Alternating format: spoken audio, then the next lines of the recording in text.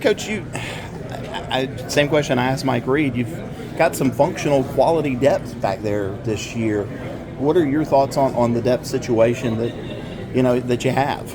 I love the experience that we had. Last year coming into this thing, basically replacing the whole back seven. Now we've got a lot of returners, from the linebacker position to the safety position to the corner position. That, experience is key when it comes to playing defense. Understanding formations, understanding the calls, where my alignment is, and what to do. Makes a huge difference in the grand scheme of things defensively, and we've got that. So, I'm excited about the experience, and then I'm excited about the younger players that we got behind them that we're building depth with that can really play as well, that can add to that depth. Because a 15-game season, that's a long season. We got to have everybody, growing and getting better every week. But having it to start with, it's a big deal. Do you feel like you've got 3 or 4 starters back there with Coob, Mickens, Tyler, and Jalen? Absolutely. All of them have started, and all of them will start.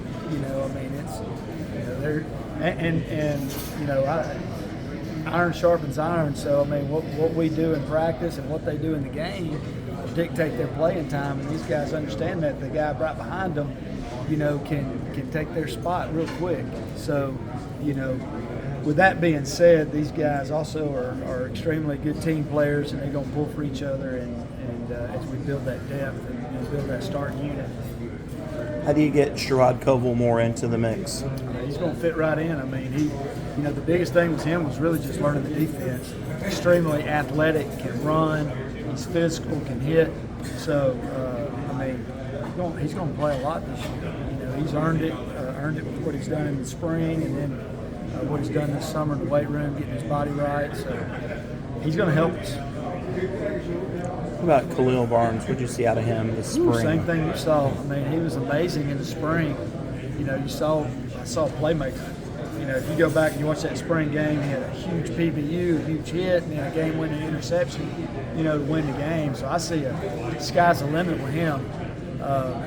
High school, he played both ways, but mostly was just used to play man-to-man on the best wide receiver that the other team had. So for me, coming in, it was, okay, can he understand defense, understand scheme and how it works? And the answer to that is yes.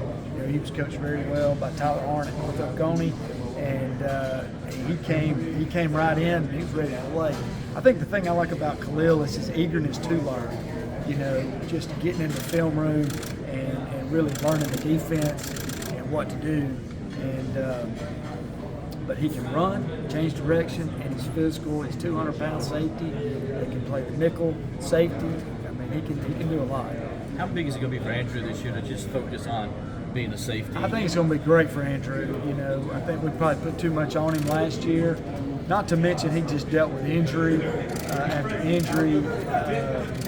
Had an awkward fall in a scout team drill where he dislocated his elbow and had to wear that elbow guard, that elbow brace the whole season. When you're trying to play man-to-man on guys, that's a big hindrance. And I think it affected his confidence. And then coming back into spring, playing one position mainly really helped him to focus in on that, what to do, and the ins and outs of that position. I think it's going to be big to answer your question. It's going to be good. Jalen's a guy that really a lot of people didn't know about heading into last year. What do you see as the big key for him to take even another step forward this year? Steady wins the race. That's kind of been Jalen's story, and he is a true Clemson man. And in this crazy world, college football world that we live in, this kid is about the right stuff. And really his first year, he started some games the year before, but really his first year to be the guy. And I think his confidence level and experience level is really going to shine. He's going to have a big year, a breakout year this year just because of who he is and the work ethic and the experience that he's had going into this season. So I'm excited for him. I'm sorry. Kind of like that with RJ. A guy who probably, if he's anywhere else, he's starting, maybe All-American candidate, and he's staying at Clemson. You said about his character and how he wants to get better and stay here. Well, number one, RJ, he's unbelievable player, unbelievable character, like you said, but he's a playmaker. And when he's in the game, things happen. He makes interceptions. He's just always around the ball. So, he's going to be a starter. He'll be in that starting rotation, just like he was last year. I mean, he started 7 games last year. There were 2 games he was unavailable that he couldn't start, but he started a lot of games here for Clemson. If you go back 2 years ago, we got on the bus. Tyler got sick and couldn't go to the Louisville game, and RJ ends up having to start that game at the dime position. And if you go back to the goal line stand that we had, he made 3 of the 4 plays on the goal line. The guy's just a winner and a playmaker, and having him on the field, man, I have an extreme comfort level with him. And the thing about RJ, he's really, really smart. He could play anywhere. Anywhere. He can play both linebackers, both safeties, and the nickel. I mean, he's extremely intelligent. He just has a great feel for the game. But for his off season, the biggest thing for him was to improve on speed and change of direction, and he's done that, man. He is running really well right now. So, I'm excited. That's going to help him with his man-to-man and that sort of thing. But Mickey, I'm sorry. Love that guy. You talked about this crazy world of college football. How much harder, and your guys are about the right things, how much harder is it to find those guys who are about the right things when, there's so much made of, well, you can get this in NIL and you can do this here, and you don't like it, you can go somewhere else. Well, how much more difficult is it? Y'all probably know the stats better than I do, but how many high school football players are there out there in the world? There's a ton of high school kids that can play football. Yeah. And a lot of these guys, they go to the 247 or rival camps, they go to these things, and a lot of people don't go. And those that don't go are the ones that we got to dig and watch film and we got to find. And the ones that do go, we got to cipher through the ones that buy into the hype and the ones that don't. And that's what makes a great Clemson player. So, I mean, you take a guy like Isaiah Simmons, a guy like Kayvon Wallace that we didn't even know about until January of their senior year coming out, and look what they did here. Look what they're doing at the next level. A guy like Nolan Turner. I mean, there's a lot of football players out there, and we have to be extremely picky and choosy with who we get and who we take, and their family dynamic, their personality, and who they are, and what their high school coach says about them. It means a great deal to us at Clemson, and that's how we get the Jalen Phillips of the world, or the R.J. Nickens of the world, or the Andrew McCubas, and those guys. Khalil Barnes. Here's a guy that he wasn't on a whole lot of people's radar until we offered him. You know what I'm saying? But I spent a lot of time with the high school coach.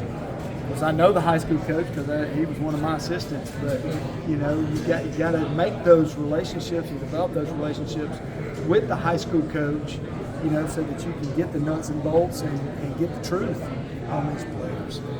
So that you don't get just a great athlete, but you get the whole player person. Does it make it harder in this world when you see maybe some other programs saying, well, we're taking these 3 5-stars, and yet maybe they wouldn't fit in here at Clemson? Yeah, I think it's the tortoise and the hare. I mean, steady wins the race, and those guys that are steady and are about the right things, those are the ones that's going to win for you in the long run.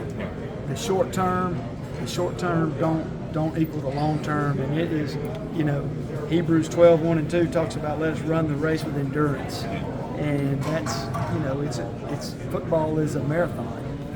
It's not a sprint, and sometimes the sprint's easy. Sometimes, but you got to, if you want to win and you want to have a successful program like Dabo has built here, then you got to be for the long term, and you got to get the right people, and that's why we don't offer until guys are into their junior year, because we want the right people and the right fit. We want a guy that's willing to come to camp and prove himself. That's important. Tyler Venables, after the Orange Bowl, I asked him, knowing he had dealt with a lot of injuries, I said, are you coming back? And he kind of looked at me and said, what else am I going to do? What's it like to have a football lifer a coach back there for you? I love it. You know, we talk about football players having a dog mentality. I mean, that's who Tyler Venables is. I mean, he's got a dog-like mentality. He brings intensity, just like his dad. I mean, he brings that same intensity to the meeting room, to the practice field.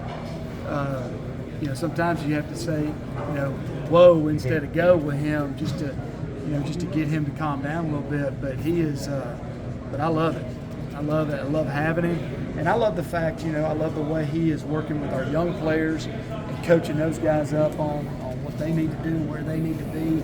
You know, it helps really all with the experience I got with Tyler, RJ, Kuba, and Jalen. I mean, all four of those guys have been coaches on the field and in the meeting room. It's been really good. I missed the beginning, so it's going to become rehashing some of these. What are some of the points of emphasis over the summer that you're trying to